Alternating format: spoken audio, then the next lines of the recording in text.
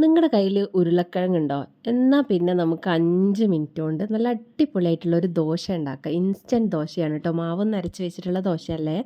അപ്പോൾ ഇതാ അതുണ്ടാക്കാൻ നല്ല എളുപ്പമാണ്. മാത്രമല്ല നല്ലൊരു ടേസ്റ്റാട്ടോ. ഉരുളക്കിഴങ്ങൊക്കെ ഫ്രൈ ചെയ്തൊരു ടേസ്റ്റാണ്.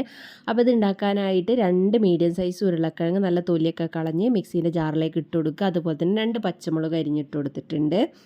ഇനി ഇതിലേക്ക് ആവശ്യത്തിന് ഉപ്പും 1/4 കപ്പ് വെള്ളം ചേർത്ത് നന്നായിട്ട് തന്നെ ഇതിനങ്ങോട്ട് അരച്ചെടുക്കുക. നല്ല പേസ്റ്റായിട്ട് അരച്ചെടുക്കുക. അതിനുശേഷം 1/4 കപ്പ് റവ, വറുത്തതാണെങ്കിലും വറുക്കാത്തതായാലും ഒന്നും കുഴപ്പമില്ല, അതും കൂടെ ചേർത്ത് നന്നായിട്ട് അടിച്ചെടുത്തിട്ട് വേറൊരു പാത്രത്തിലേക്ക് ഒഴിച്ച് വെക്കുക. ഇനി ഇതിനെ അടച്ച് വെച്ചിട്ട് ഒരു 5 മിനിറ്റ് റെസ്റ്റ് ചെയ്യാൻ വെക്കുക. ഈ ഒരു 5 മിനിറ്റ് മാത്രമാണ് നമ്മൾ ഈ ദോശയ്ക്ക് വേണ്ടിയിട്ട് എടുക്കുന്ന ഒരു ടൈം എന്ന് പറയുന്നത് കേട്ടോ. ഇപ്പോൾ ഇത് 5 മിനിറ്റിന് ശേഷം മാവ് കുറച്ചൊന്ന് റെഡി ആയിട്ട് വന്നിട്ടുണ്ട്. ഇതിലേക്ക് നമുക്ക് 1/4 കപ്പ് അരിപ്പൊടിയും കൂടെ ചേർത്ത് നന്നായിട്ട് മിക്സ് ചെയ്തെടുക്കാം. കട്ടയൊന്നും ഇല്ലാണ്ട് വേണം ഇത് മിക്സ് ചെയ്തെടുക്കാനായിട്ട്. ഇനി ഇത് നന്നായിട്ട് മിക്സ് ചെയ്തെടുത്തതിന് ശേഷം ഇത് നല്ല കട്ടിക്കാണ് ഇരിക്കുന്നുണ്ടെങ്കിൽ നിങ്ങൾക്ക് കുറച്ചും കൂടെ വെള്ളം ഒഴിച്ചിട്ട് ഒന്ന് ലൂസാക്കി കൊടുക്കുക. എന്നിട്ട് നമ്മുടെ സാധാരണ ദോശമാവിൻ്റെ ഒരു പരുവുണ്ടല്ലോ, ആ പരുവത്തിൽ എടുക്കുക കേട്ടോ. ഇപ്പോൾ ഞാനിപ്പോൾ ഒഴിച്ച വെള്ളം കറക്റ്റ് ആയതുകൊണ്ട് തന്നെ എനിക്ക് പിന്നെ വെള്ളം ഒഴിക്കേണ്ടി വന്നിട്ടില്ല. അതാ എൻ്റെ മാവ് കറക്റ്റ് ദോശമാവിൻ്റെ പരുവത്തിൽ, കറക്റ്റ് ദോശമാവ് പോലെ തന്നെ ഉണ്ട് കാണാൻ. ഇനി ഇതിലേക്ക് കുറച്ച് ചില്ലി ഫ്ലേക്സ് ചേർത്ത് കൊടുക്കുന്നുണ്ട്. ഇത് ഓപ്ഷനാണ് കേട്ടോ. ഇത് നമുക്ക് കറിയൊന്നും ഇല്ലാണ്ട് കഴിക്കാൻ വേണ്ടിയിട്ട് ഇടുന്നതാണ്, അപ്പോൾ നിർബന്ധമൊന്നുമില്ല. ഇനി നമുക്ക് കല്ലിൽ എണ്ണ തേക്കുക, ദോശ അങ്ങോട്ട് പരത്തി കൊടുക്കാം. അപ്പോൾ ഈ ദോശ നല്ല ഒരു ഉരുളക്കിഴങ്ങ് ഫ്രൈ ചെയ്ത ഒരു ടേസ്റ്റാണ് ഈ ദോശയ്ക്ക്.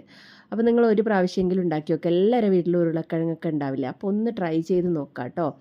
അപ്പോൾ ഞാനിപ്പോൾ ഇവിടെ ദോശ പരത്തി കൊടുത്തിട്ടുണ്ട്. ഇനി ഇത് നമ്മൾ ഹൈ ഫ്ലെയിമിലിടുക. അപ്പോൾ ഇതിൻ്റെ മുകൾ ഭാഗത്തുള്ള മാവൊക്കെ ഒന്ന് ഡ്രൈ ആയിട്ട് വരും. അപ്പോൾ ഇതിൽ എണ്ണയോ നെയ്യോ നിങ്ങൾക്ക് എന്താണോ ഇഷ്ടം അത് പുരട്ടി കൊടുക്കുക കേട്ടോ.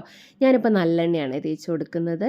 അപ്പോൾ ഇത് നന്നായിട്ട് തേച്ച് കൊടുക്കുക. എന്നിട്ട് നമുക്കിതിനെ തിരിച്ചും മറിച്ചൊക്കെ ഇട്ട് നമ്മൾ സാധാരണ ദോശ ഉണ്ടാക്കുന്ന പോലെ തന്നെയാണ് പിന്നെ ഉള്ള നമ്മുടെ സ്റ്റെപ്പുകൾ എന്നൊക്കെ പറയുന്നത്. പക്ഷേ ഇത് നിങ്ങൾ തട്ടുകടയിലൊക്കെ ദോശ ഉണ്ടാക്കുന്ന മാതിരി കട്ടിക്ക് പരത്തരുത്. ഇതുപോലെ നൈസായിട്ട് വേണം ഇത് പരത്തിയെടുക്കാനായിട്ട്.